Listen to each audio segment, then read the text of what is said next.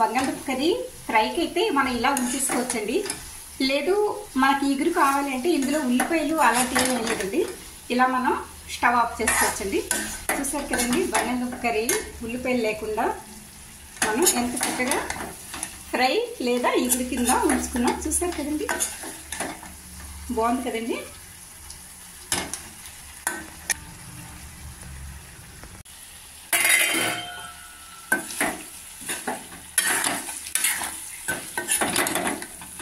బంగాళదుంప fry ready అయిపోయిందండి. చూసారు కదండి, ఎంత సూపర్గా ఉంది అని చెప్పచ్చు. సూపర్ కంటే సూపర్ బాగా నచ్చండి. ఇది బంగాళదుంప ఫ్రై అండి. ఇందులో మనం ఆనియన్స్ వేయలేదు, ఆనియన్స్ వేయకుండా పచ్చిమిర్చి, అల్లం వెల్లుల్లి అండ్ సాల్ట్, పసుపు, కారం వేసుకోండి. మనకి ఒకవేళ ఇగురు కర్రీ కావాలి అనుకుంటే కాస్త వాటర్ ఇప్పుడు వేసుకుని పెద్ద మంట పెట్టేసి చూడండి, అదండి హై ఫ్లేమ్లో పెట్టేసుకుని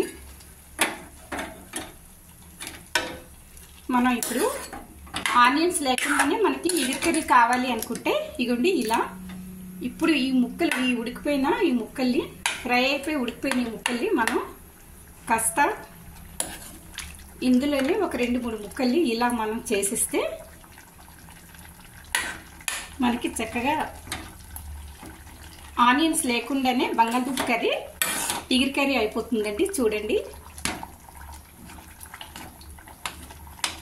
ఈ ముక్కల్ని మనం ఇలా చిన్న అంటే ఇప్పుడు ఈ నిలువు ముక్కల్ని మనం ఇలా చిన్న ముక్కలుగా కట్ చేసేసుకుంటే చాలండి, ఇగురు కర్రీలా అయిపోతుందండి. నో ఆనియన్స్ అండి. చూసారు కదండి, కర్రీ కూడా చాలా టేస్ట్గా ఉంటుందండి. ఇందులో మనం మసాలాలు అస్సలు యూజ్ చేయలేదండి. చూసారు కదండి, అల్లం వెల్లుల్లి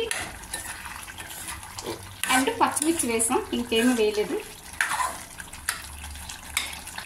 నేను ఇందులో ఒక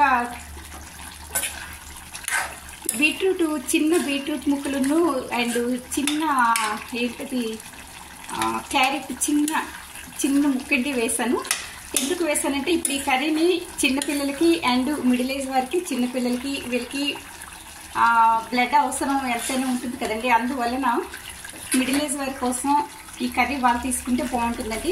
ఈ కలరు అనేది బ్లడ్ మనం డైరెక్ట్గా బీట్రూట్, క్యారెట్స్ తీసుకోవడానికి నచ్చండి. కాబట్టి ఈ రకంగా కర్రీ రూపంలో మనం తీసుకునే ఫుడ్ రూపంలో తీసుకుంటే అన్ని విధాలా మంచిదండి. చూసారు కదండి, ఇప్పుడు ఇగురు కర్రీ అయిపోయిందండి. 2 ముక్కల్ని చిన్నగా వేద్దాం, కాస్త వాటర్ వేసి చూడండి, సూపర్గా ఇగురు కర్రీలా అయిపోయింది కదండి. ఇదండి ఇప్పుడు మనం స్టవ్ ఆఫ్ చేసుకుంటే సరిపోతుందండి. చూడండి, నో ఆనియన్స్ బంగాళదుంప కర్రీ, ఇగురు కర్రీ చూడండి ఈ రకంగా. ఫ్రైకి అయితే ముందు మనం నిలువు ముక్కలు ఉంచుకున్నాం కదండి, అది అన్నమాట. ఆనియన్స్ లేకుండానే ఇలా మనం బంగాళదుంపని ఇగురు కర్రీ కింద చేసుకోవచ్చండి. చాలా ఈజీ. బంగాళదుంప కర్రీ కూడా మంచి సూపర్ టేస్టీగా ఉంటుందండి. అయితే కంపల్సరీ కావాల్సిన ఇంగ్రీడియంట్స్ అల్లం ముక్క పెద్దది వేసుకోవాలండి, ఎల్లుల్లి రెబ్బలు అల్లంలో సగం అండి. అంటే అల్లం ఒక స్పూన్ తీసుకున్నాం అనుకోండి, హాఫ్ స్పూన్ ఎల్లుల్లి రెబ్బలు తీసుకుంటే సరిపోతుందండి. చూసారు కదండి.